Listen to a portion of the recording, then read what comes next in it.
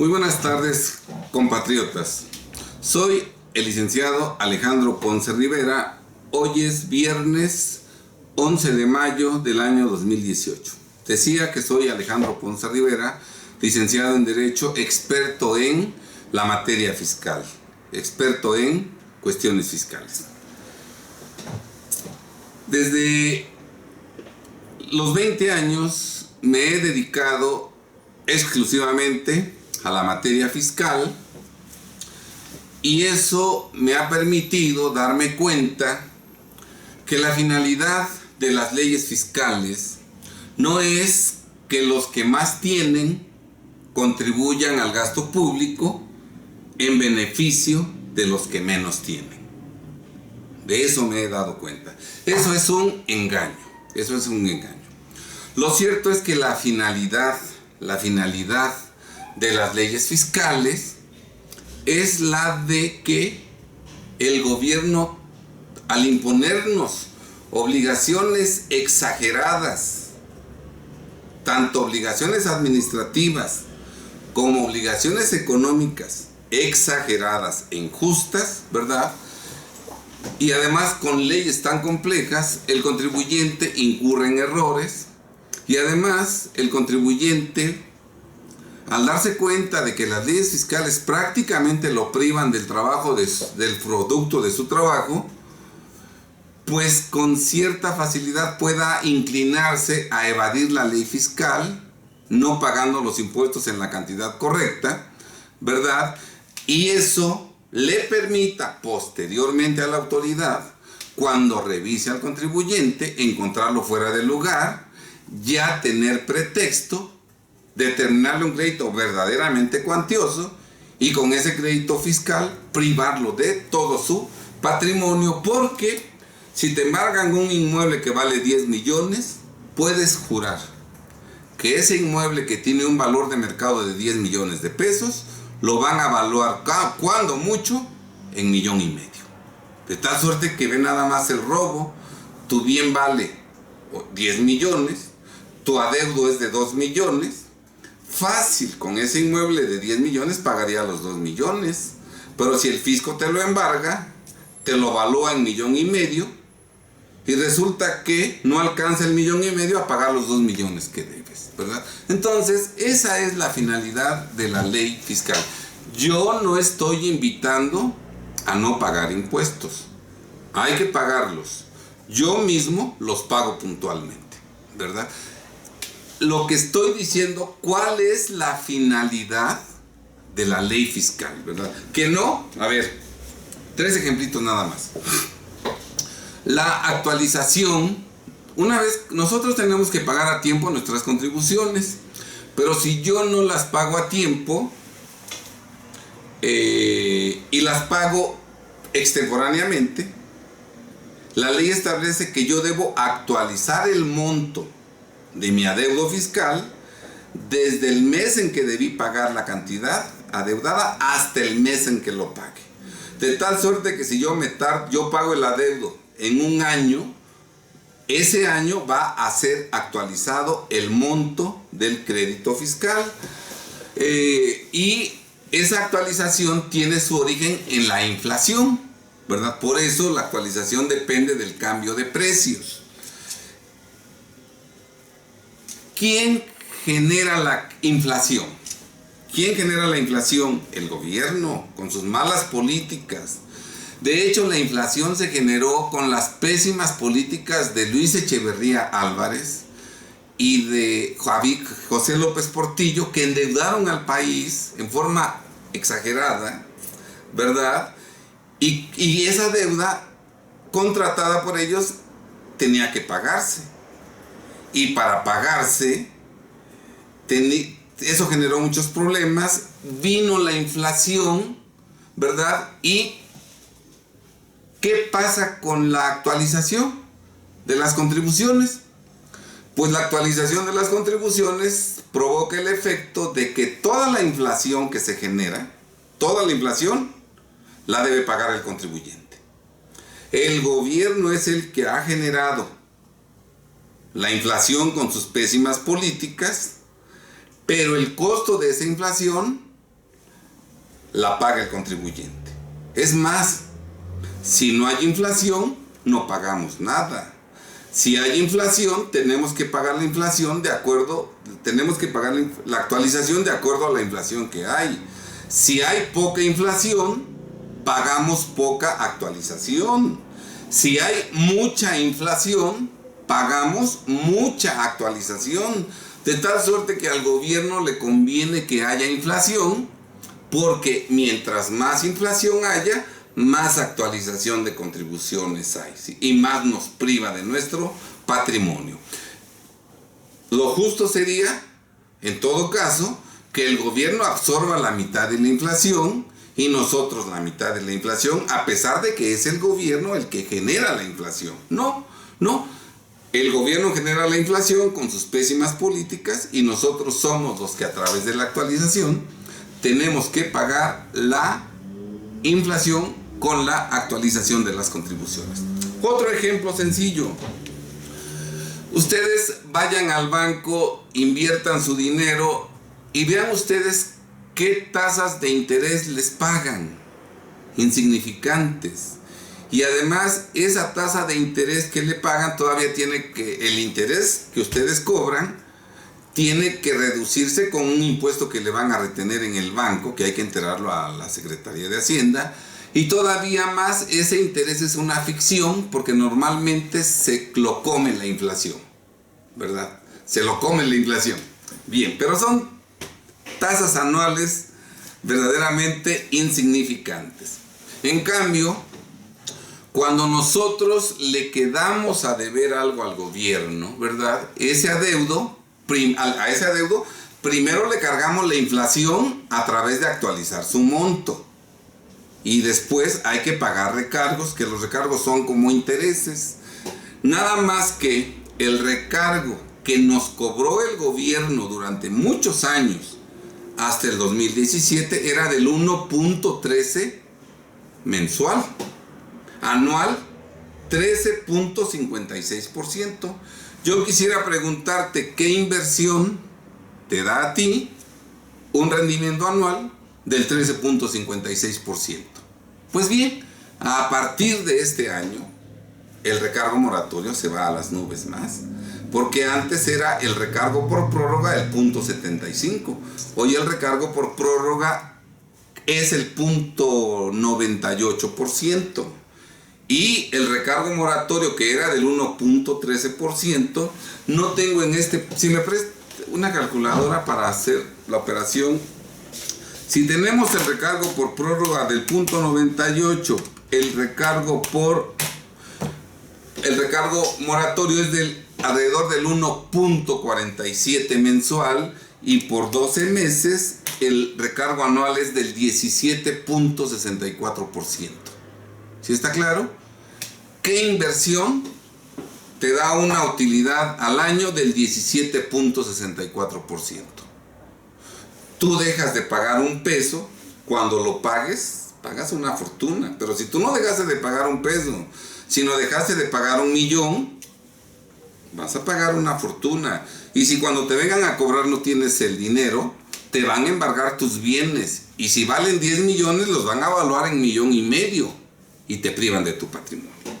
Entonces, repito, las deducciones en México casi no hay nada deducible. Los gastos médicos, aunque tú tengas al año gastos médicos por X monto, la ley te establece, no puedes deducir todos los gastos médicos, hasta cierto límite.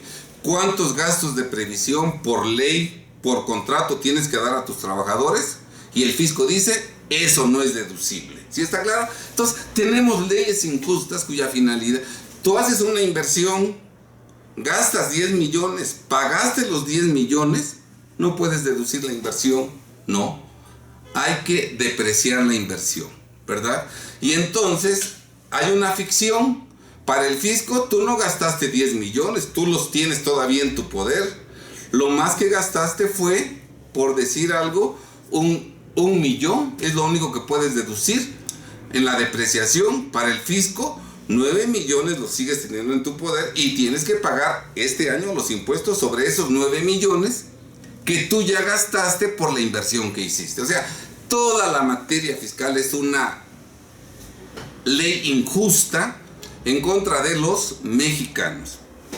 Nosotros pues nos dimos cuenta en forma temprana de que la ley fiscal era utilizada por el gobierno para privarnos de nuestro patrimonio y a futuro para dejarnos con una mano adelante y otra atrás, y ese futuro ya nos alcanzó, porque en los próximos años veremos cómo miles y miles y miles, hasta llegar a millones de mexicanos, todos vamos a perder nuestro patrimonio por problemas fiscales y por problemas de lavado de dinero. Bien, eso me llevó a mí a que yo desde el sexenio de 1988 al 1994, yo combatiera esas ilegalidades durante la presidencia de Carlos Salinas de Gortari, cuando era secretario de Hacienda Pedro Aspe Armella, cuando era subsecretario Francisco Gil Díaz, cuando estaba como administrador general de Auditoría Fiscal Federal Alfredo Solloa Junco. Yo di infinidad de pláticas en todo el país. Yo era invitado en todos lados a dar pláticas, ¿verdad? Y yo denunciaba las ilegalidades y las inmoralidades de la ley fiscal y de cómo se utilizaba la ley fiscal para privarnos de nuestro patrimonio. Yo creo, recuerden ustedes que entre 1988 y 1994, que fue el sexenio de Carlos Salinas de Gortari, hubo un terrorismo fiscal brutal y nosotros lo combatimos a través de dar conferencias en todo el territorio nacional, y yo era a los 35, 34, 36 años, invitado en todos lados para dar pláticas al respecto. Ustedes pueden ver en mi canal de YouTube, que se llama México Triunfador, o buscarme por Alejandro Ponce Rivera, y ahí ustedes encontrarán un video que se llama Derechos del Contribuyente, conferencia 7 de diciembre de 1993, Córdoba, Veracruz, ¿verdad? Y esto está en YouTube. Ustedes pueden ver esa conferencia que yo dicté hace 25 años. Por cierto, esta conferencia la dicté después de que me había llegado una revisión fiscal por parte de Hacienda, en donde Hacienda le dijo a todo mundo, porque yo era un personaje. Mucha gente cree que soy un total desconocido. Yo era un personaje desde 1993. Tan era un personaje en 1993 que Pedro Aspe Armella mandó una visita en mi contra, y toda la Secretaría de Hacienda en todo el territorio nacional, porque yo era conocido a nivel nacional. Me hicieron más de 500 compulsas en todo el territorio nacional, y a todo mundo le decían que los objetivos de esa visita domiciliaria eran 3: desprestigiarme, meterme a la cárcel y desaparecer mi despacho. Cuando yo tenía 36 años de edad, y me hicieron los mandados. Conmigo no pudo Salinas de Gortari, no pudo Pedro Aspe Armella, no pudo Francisco Gil Díaz y no pudo Solloa Junco, porque mi conducta fiscal desde entonces era totalmente apegada a derecho, ¿verdad? Apegada a derecho. Entonces, también aquí en nuestro canal de YouTube tenemos 4 videos en donde ustedes podrán observar el desarrollo de esa visita domiciliaria indicada por el titular de la Secretaría de Hacienda y Crédito Público, porque desde entonces yo he sido una piedrita en el zapato del gobierno, ¿verdad? Y en esa auditoría, tenemos 4 videos que ustedes pueden consultar en nuestra página México Triunfador. Uno de ellos se llama Lo chusco de la visita domiciliaria practicada al licenciado Alejandro Ponce Rivera el 6 de septiembre de 1993, hace casi 25 años. Tenemos otro video que se llama La confrontación en la visita domiciliaria practicada al licenciado Alejandro Ponce Rivera en 1993. También fue una diligencia que se llevó a cabo el mismo 6 de septiembre del 93. Tenemos otro video que se llama La defensa en la visita domiciliaria practicada al licenciado Alejandro Ponce Rivera. Esto es una diligencia que se llevó a cabo el 20 de septiembre de 1993. Y finalmente tenemos otro video que se llama La conclusión de la visita domiciliaria practicada al licenciado Alejandro Ponce Rivera el 21 de septiembre de 1993. Y desde hace algunos años teníamos subido un video que sigue en YouTube que se llama Visita domiciliaria practicada al licenciado Alejandro Ponce Rivera el 21 de septiembre de 1993, que tiene más de 8,182 vistas.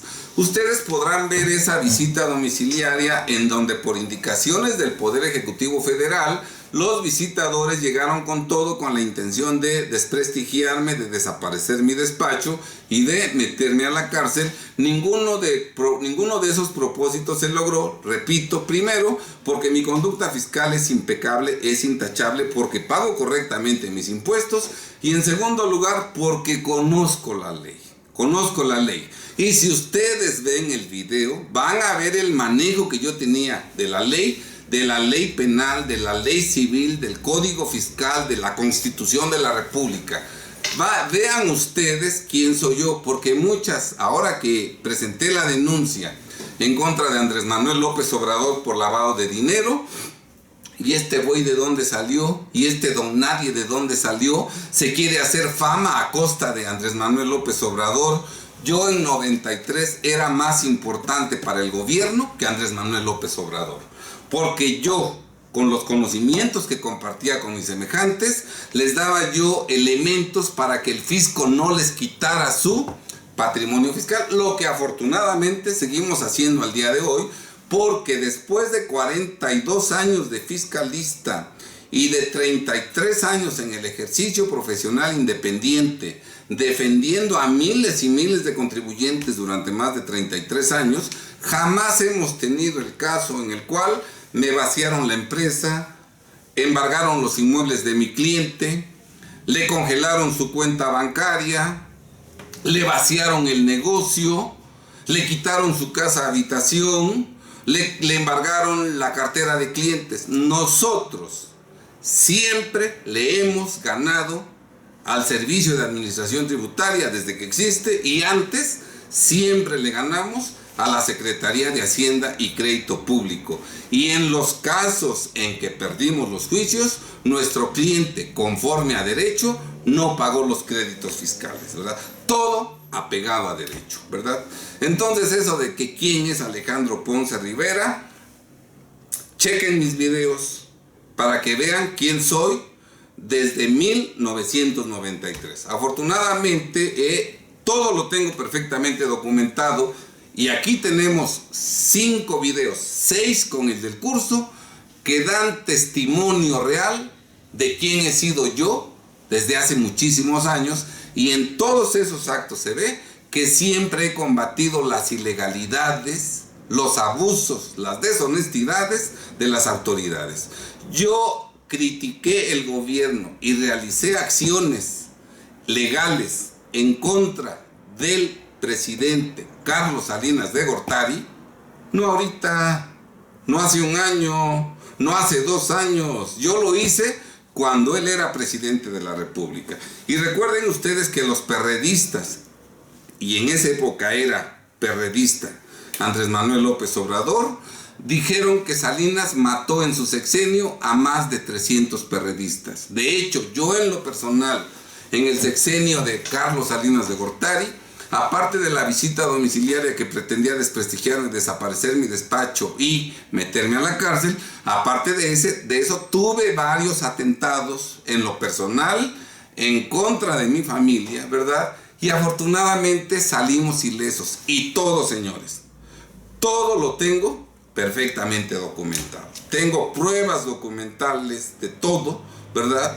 Porque siempre he sido muy cuidadoso de que quede testimonio de todo lo que hago. ¿Sí está claro? Y por cierto, aclaro, de 1988 a 1994 critiqué las acciones que tomó en consideración Carlos Salinas de Gortari como presidente de la República. ¿Y qué hicieron los que ahora hablan mal de él? ¿Qué hicieron? Porque no son bebés los que están ahorita hablando mal de Carlos Salinas, ¿eh? ¿Qué hicieron entre 1988 y 1994? Que siendo presidente de la República yo critiqué y ejercí acciones en contra de muchos funcionarios públicos del gobierno de Salinas de Gortari. ¿Qué hicieron? Toda la sociedad se me vino en contra. Cámaras empresariales, colegios de contadores, ¿verdad?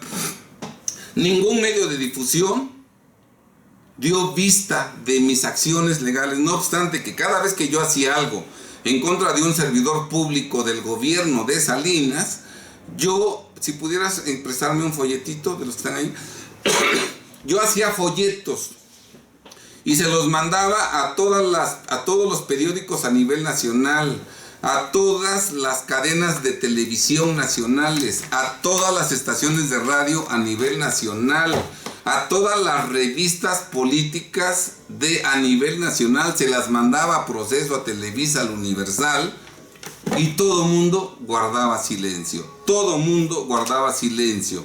Aquí tenemos un folleto que mandé a todos lados en el año del 94, en donde difundí una carta que yo le mandé a Salinas de Gortari el 19 de abril del 94. Incluso aquí está el sello de recibido. No sé si podríamos mostrar el sello.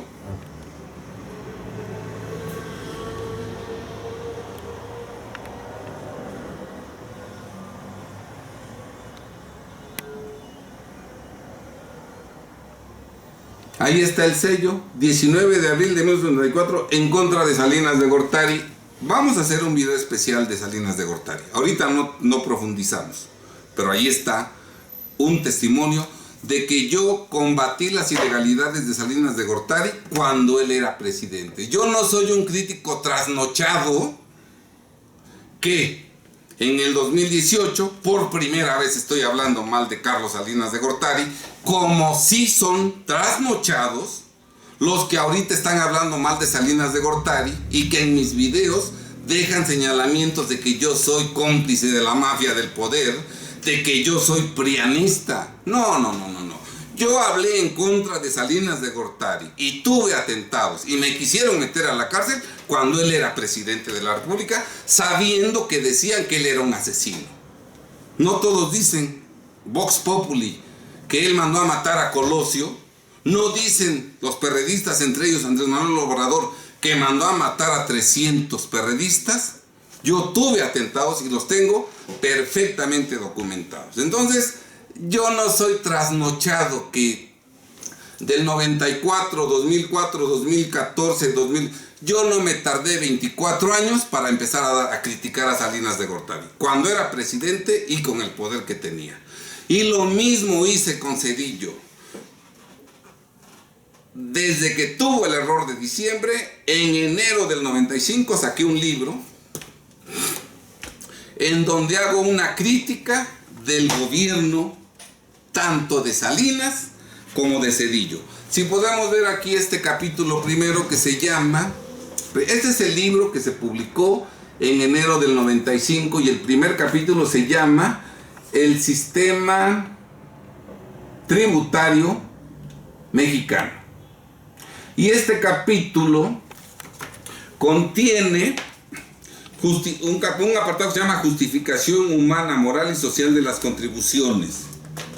Luego tenemos el Estado, la sociedad jurídica y políticamente organizada. Tercer punto, el Estado mexicano.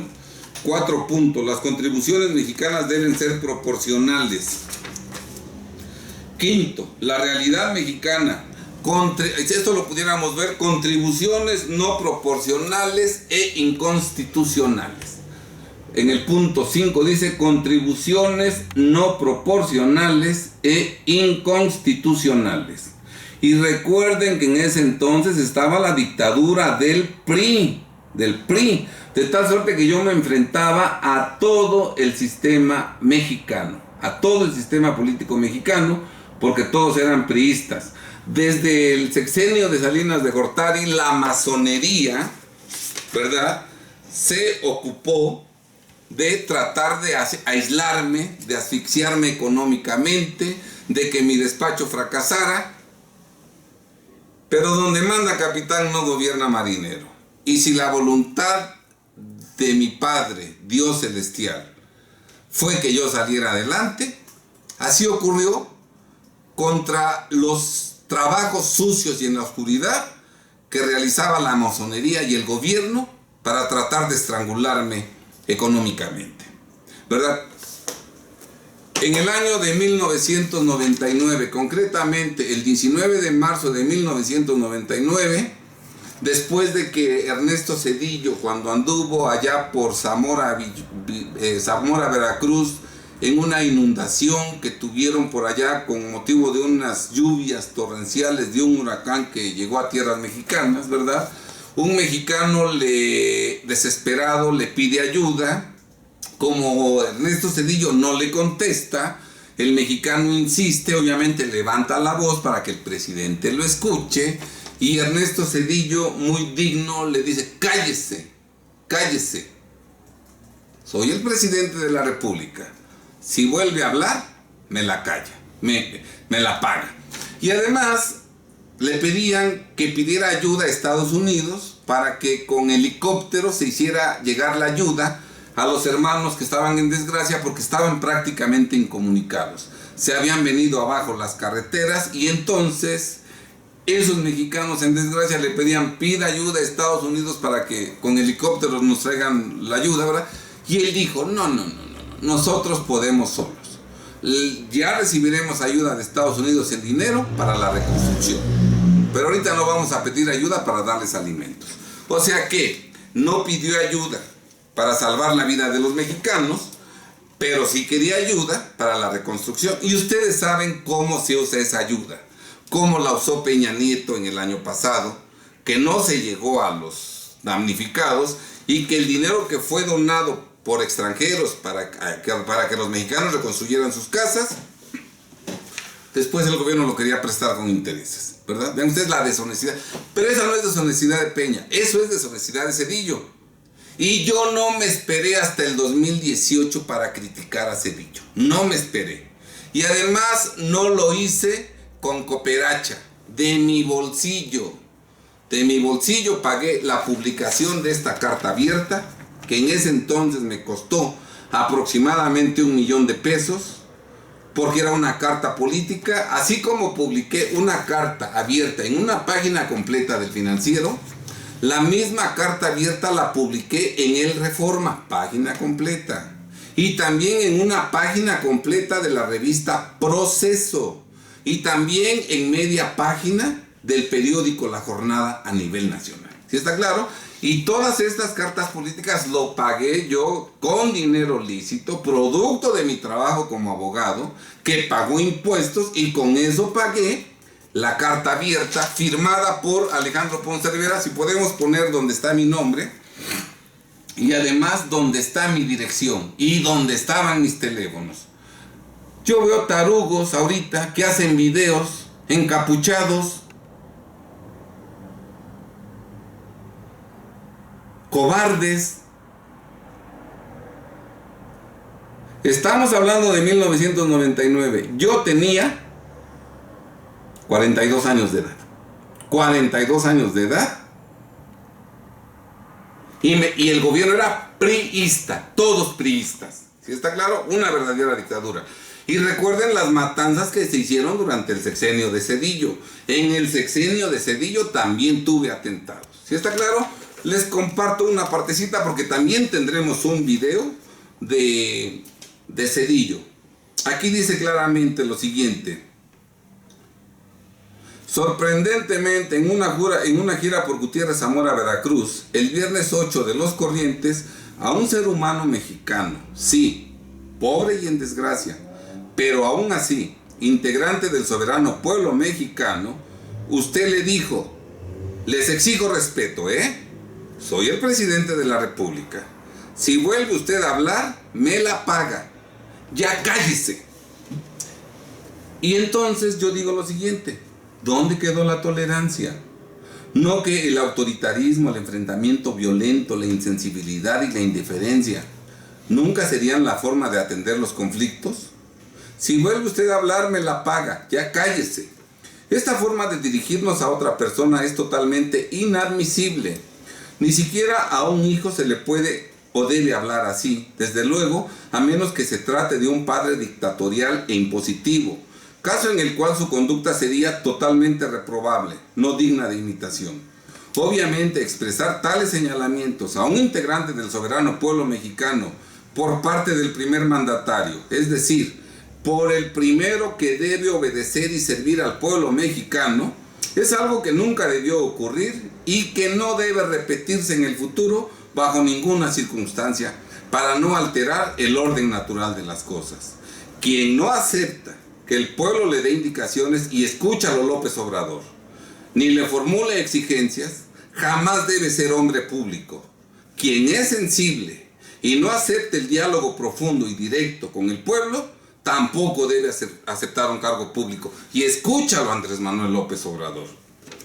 El artículo 87 de nuestra Constitución Federal dispone lo siguiente: el presidente, al tomar posesión de su cargo, prestará ante el Congreso de la Unión o ante la Comisión Permanente, en los recesos de aquel, la siguiente protesta: protesto guardar y hacer guardar la Constitución Política de los Estados Unidos Mexicanos y las leyes que de ella emanen, y desempeñar leal y patrióticamente el cargo de presidente de la República que el pueblo me ha conferido, mirando en todo por el bien y la prosperidad de la Unión. Y si así no lo hiciere, que la nación me lo demande. Y retomo yo el texto. Dice: queda claro que la nación o el pueblo mexicano, y obviamente sus integrantes, tenemos el pleno derecho de demandar del presidente de la República que desempeñe leal y patrióticamente su cargo. Demanda que puede y debe formularse durante el ejercicio de su encargo, pues el artículo 87 constitucional no dispone que dicha demanda solo puede formularse hasta que deje el cargo. Por lo tanto, no es correcto que cuando un integrante de la nación, aún humilde y en desgracia, demande del presidente de la República que desempeñe leal y patrióticamente su cargo, este último, con autoritarismo, enfrentamiento violento, insensibilidad e indiferencia, lo amenace y veje diciéndole: si vuelve usted a hablar, me la paga, ya cállese. Les recuerdo que el artículo 47, fracción quinta de la Ley Federal de Responsabilidades de los Servidores Públicos dispone que todo servidor público tendrá las siguientes obligaciones para salvaguardar la legalidad, honradez, lealtad, imparcialidad y eficiencia, que deben ser observadas en el desempeño de su empleo, cargo o comisión. Quinta, observar buena conducta en su empleo, cargo o comisión, tratando con respeto a las personas con las que tenga relación con motivo de esta. Por su parte, el artículo 215, fracción segunda del Código Penal Federal, dispone que comete el delito de abuso de autoridad los servidores públicos cuando, ejerciendo sus funciones o con motivo de ellas, hiciera violencia a una persona sin causa legítima o la vejare o la insultare.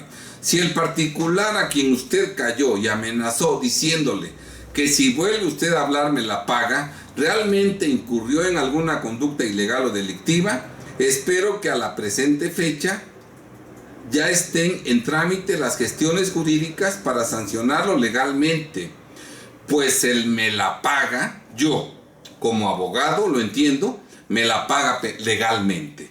Por la seguridad de dicho compatriota, espero que mi interpretación sea la correcta. En fin, por el bien del soberano pueblo mexicano, que después de Dios es lo más importante para mí, ofrezco no solo mi trabajo y mi esfuerzo, sino también, si es necesario, mi libertad y mi vida.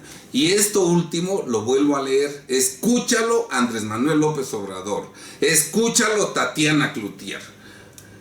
En fin, por el bien del soberano pueblo mexicano, que después de Dios es lo más importante para mí, ofrezco no solo mi trabajo y mi esfuerzo, sino también, si es necesario, mi libertad y mi vida. Y si podemos volver a ver, está mi nombre y yo no me escudo en la multitud.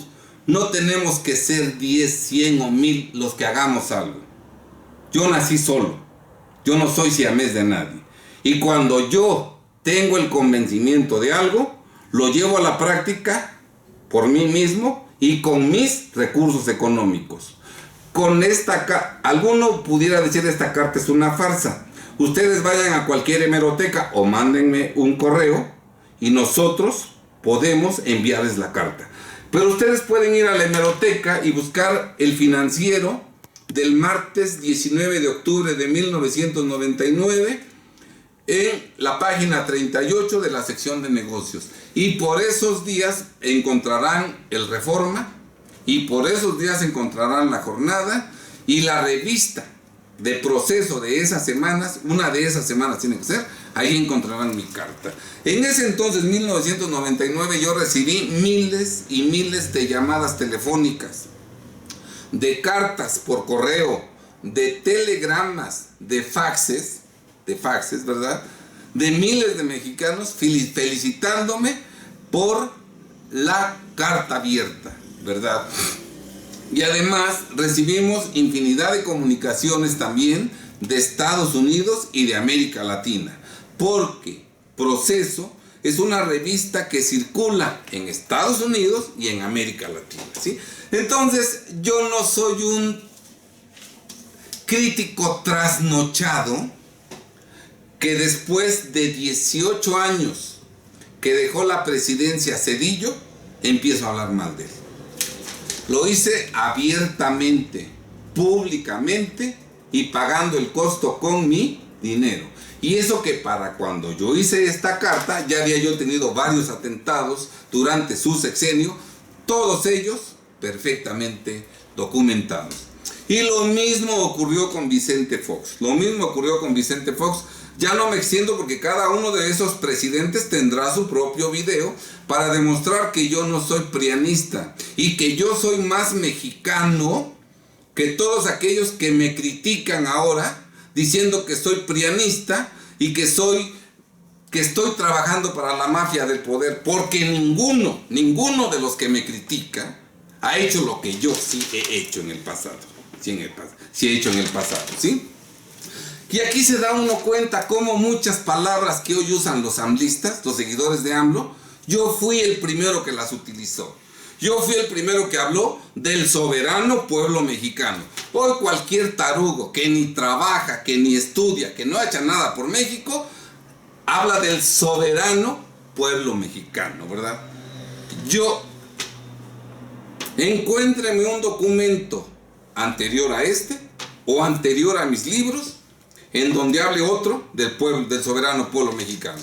Hoy cualquier seguidor de AMLO anda diciendo que por el pueblo soberano. Si no votas por AMLO, eres un traidor al soberano pueblo mexicano. Palabra dominguera que no ha llevado a la práctica y que empezó a manifestar a principios del 2018, cuando yo desde hace 18 años lo hacía públicamente con mi nombre, mi firma y mi domicilio. ¿Sí está claro? Con Fox.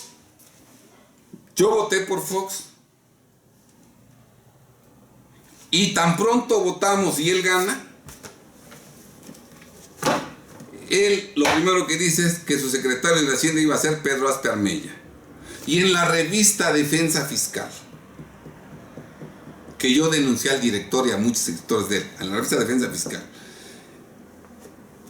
en el mes siguiente a que ganó las elecciones, pagándole a Guzmán, pagándole a Daniel Guzmán, yo publiqué un artículo en contra de Vicente Fox, porque yo cuestionaba cómo es posible que según Fox es enemigo de Salinas, panista Fox, Salinas priista, y según son enemigos, ¿cómo es posible que nombre como secretario de Hacienda al mismo bandido que nombró Zedillo, que nombró Salinas? Y en un artículo salido cuando era presidente electo, después de ganó, empecé a atacar a Fox. Y durante todo su sexenio y en todos mis libros hablé mal de Fox. No sé si pudiéramos tener por ahí el libro de reformas al Código Fiscal 2004 que está allá. Nada más voy a leer un pequeño parrafito allá, para que quede claro que yo no estoy abajo en las gavetas ahí. Que yo no estoy hablando mal de Fox, ¿están al fondo? Que no estoy hablando mal de Fox por primera vez en el año 2018, en el año 2017, sino que desde el 2004, pero en 2004, señores, publiqué este libro. Y en la introducción nosotros escribimos lo siguiente. Nada más si lo puedes acercar tantito. Este párrafo.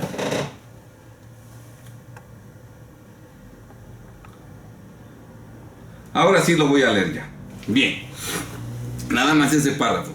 En enero de 1989, Gil Díaz y Aguirre Pangur, entonces trabajando para Carlos Salinas de Gortari y Pedro Aste Armella, incrementaron los importes de las multas fiscales y simultáneamente robaron al pueblo mexicano el importe millonario de ellas, gracias al artículo 70 bis que incorporaron al Código Fiscal de la Federación, que en lugar de destinar los ingresos obtenidos por tales multas al gasto público en favor de los mexicanos, inconstitucionalmente los destinó a la formación de fondos para el otorgamiento de estímulos y recompensas por productividad y cumplimiento del personal que ejercía las facultades de comprobación, determinación, notificación y ejecución de créditos fiscales, que fueron manejados discrecionalmente por las autoridades fiscales sin rendirle cuentas a nadie.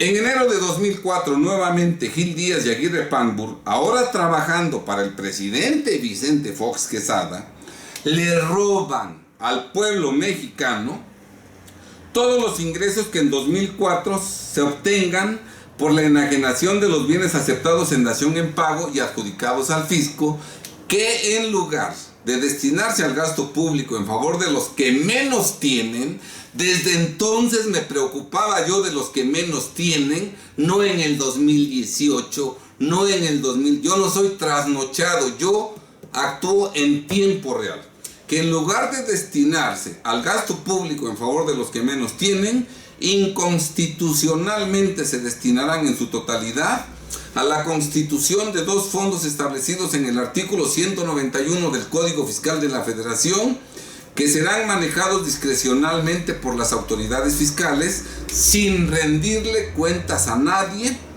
si en lugar de dejarse los montos multimillonarios de los dos fondos multicitados en manos de Gil Díaz y Aguirre Pangur, sin control o supervisión de nadie, y sin que queden manifestados en los registros de la Tesorería de la Federación ni en la cuenta de la Hacienda Pública Federal, se destinaran al gasto público en favor de los que menos tienen, no habría necesidad de gravar alimentos y medicinas con el IVA.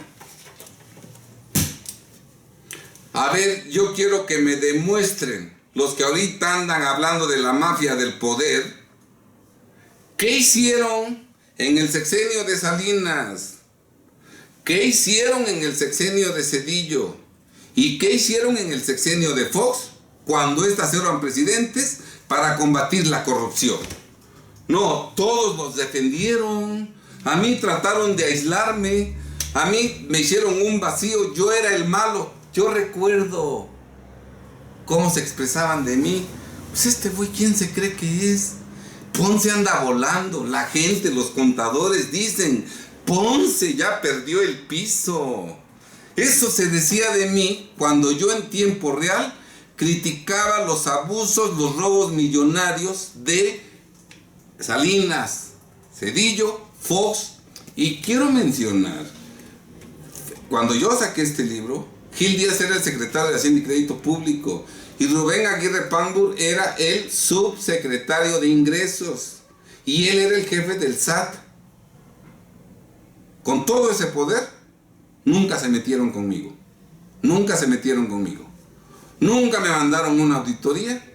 Primero, porque saben que mi conducta es apegada a derecho, y en segunda, porque saben que yo sé defenderme conforme a estricto derecho. Y yo no esquivo golpes, yo también los doy, porque la ley es de ida y vuelta. No nada más nosotros podemos ser denunciados, también las autoridades fiscales. Y aquí se trata en un pleito de quién tiene menos cola que le pisen. Y gracias a Dios yo no tengo cola que me pisen. Tan no tengo cola que me pisen que de que presenté la denuncia contra AMLO el 16 de abril hasta el día de hoy, ningún amlista, ni Tatiana, nadie ha hablado algo mal de mí. porque yo no incurro en ilegalidades ni en deshonestidades. En su momento, el 5 de mayo o el 7 de mayo del 2015, denuncié penalmente a Luis Videgaray Caso por probable lavado de dinero cuando él era el secretario de Hacienda y Crédito Público, siendo priista. Y el secretario de Hacienda y Crédito Público es el jefe del SAT. Tampoco él se metió conmigo.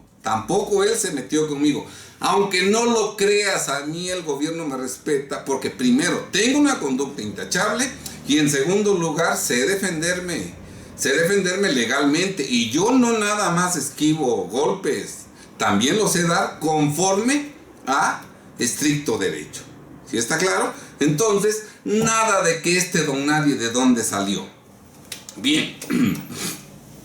Aclaro que Rubén Aguirre Pambur era el subsecretario de Ingresos y años antes, en 1996 o 1997, durante el sexenio de Zedillo, de Hacienda lo mandaron al Tribunal Fiscal, a la Sala Superior.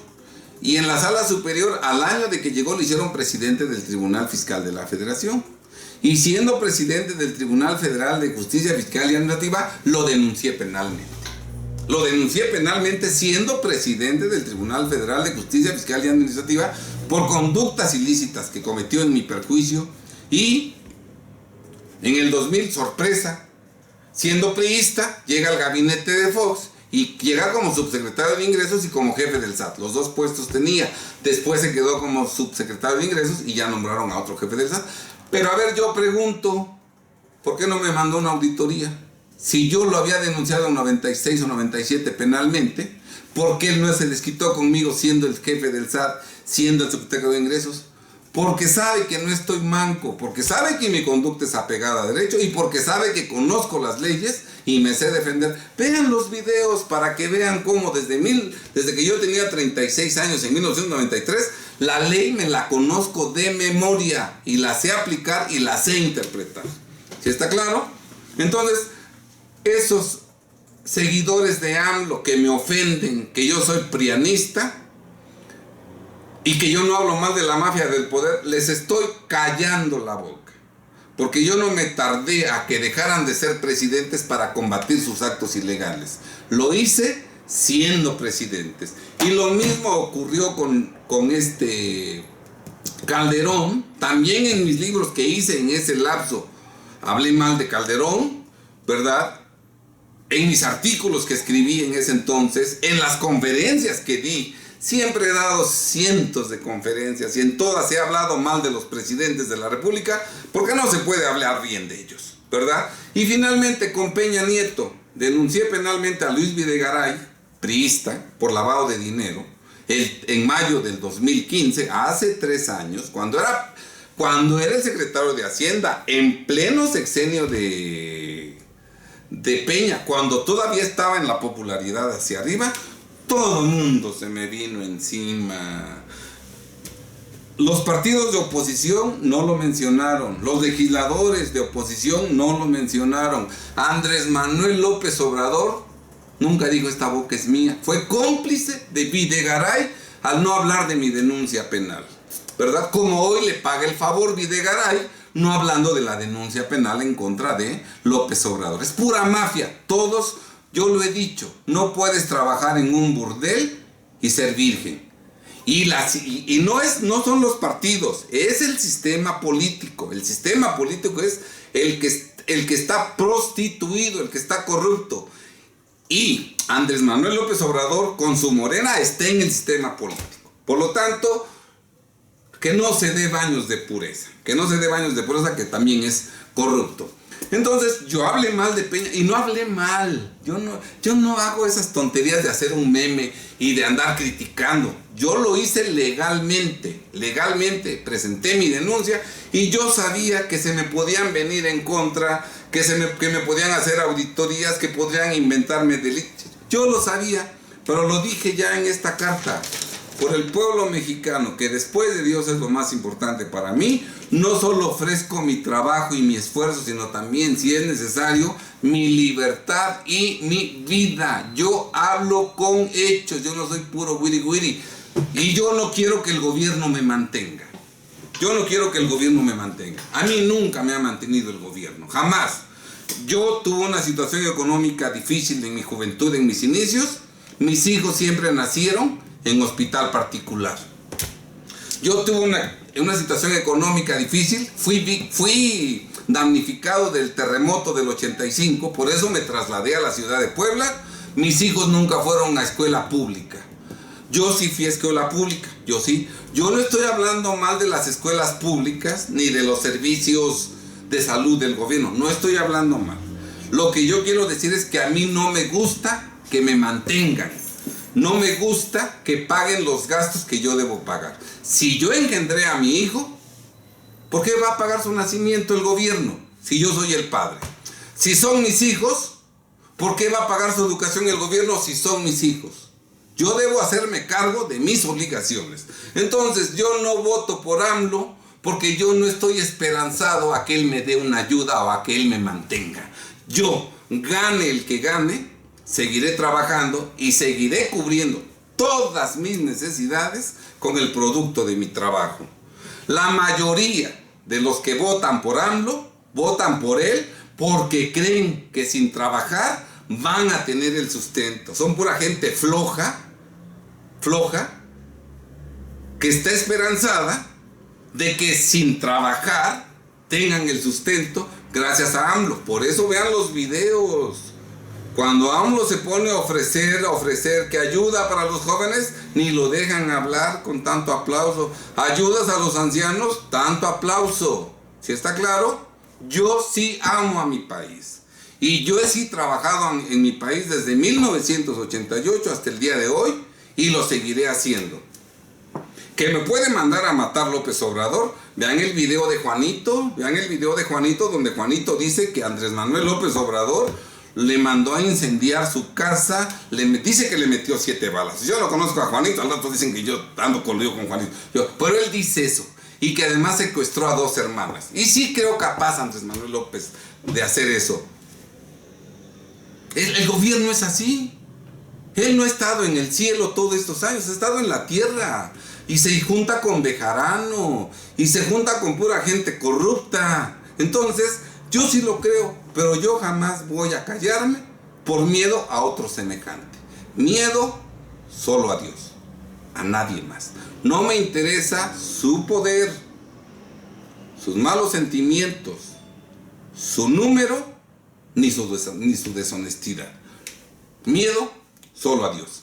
Bien, estimados compatriotas, esto he tenido que decirlo porque todo el mundo dice que soy prianista y todo el mundo dice que yo estoy cobrando para hablar mal de Fox y ayudar a los del PRI y a los del PAN. Eso es totalmente falso. Y muchos me cuestionan, ¿y por qué no dijiste de López Obrador? ¿Por qué no lo denunciaste en 2008? Porque era un don nadie.